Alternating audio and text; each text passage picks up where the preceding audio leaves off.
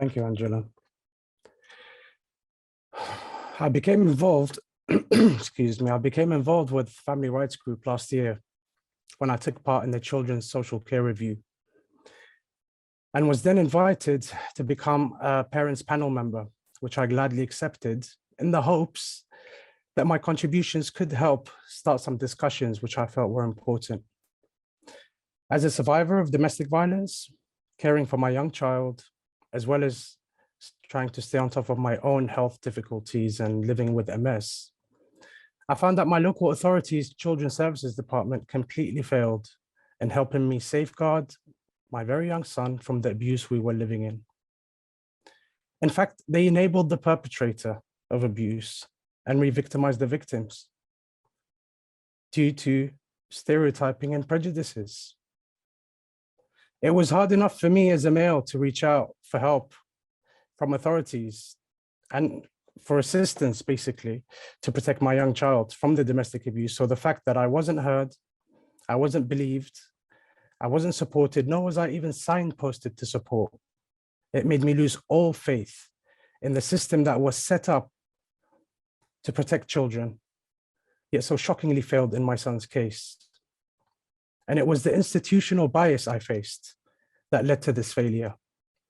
And despite the several letters of apology and offer of compensation by my local authority, I felt it was necessary to make my case heard so that lessons can really be learned. And other families, and in particular male victims of domestic violence and their children, aren't facing or don't face the same failures that we faced. It was Family Rights Group that allowed me the opportunity, provided me with a safe space and a platform where I could share my experience and offer my input and contributions on how things can be done better. It was through the parents panels, excuse me, where we all share and learn from one another. Family Rights Group have successfully nurtured an environment of constructive criticism and solution-based dialogue, where we are frank but realistic about the challenges, whilst at the same time appreciating the hard work and important work already being done by local authorities across the country.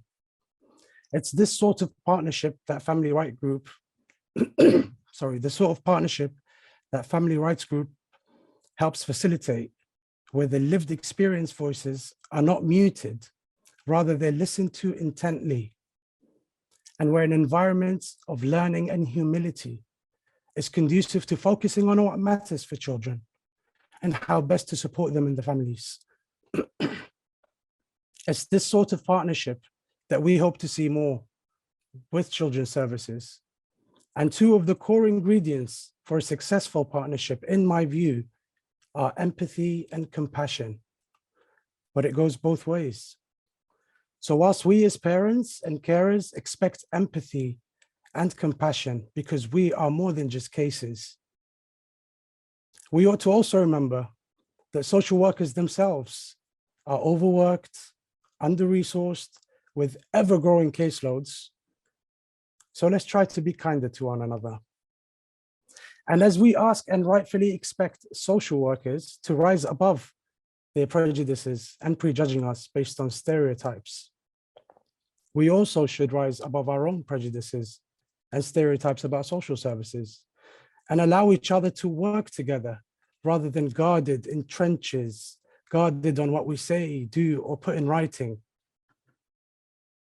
Despite the fact that I personally faced institutional bias by Children's Services, as confirmed by an independent panel reviewing my complaint, I still believe and have faith in that the majority are sincere social workers and managers, working in good faith to the best of their ability under immense pressure.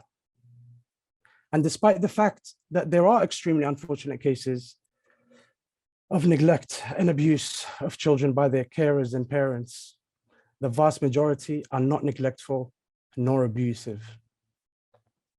We, the parents, carers, as well as the social work sector, the social care sector, are all trying to make the most out of a very difficult situation. So let's put our egos aside and try to focus on what matters. Because if it takes a village to raise a child, it takes true partnership to safeguard children in need. Thank you.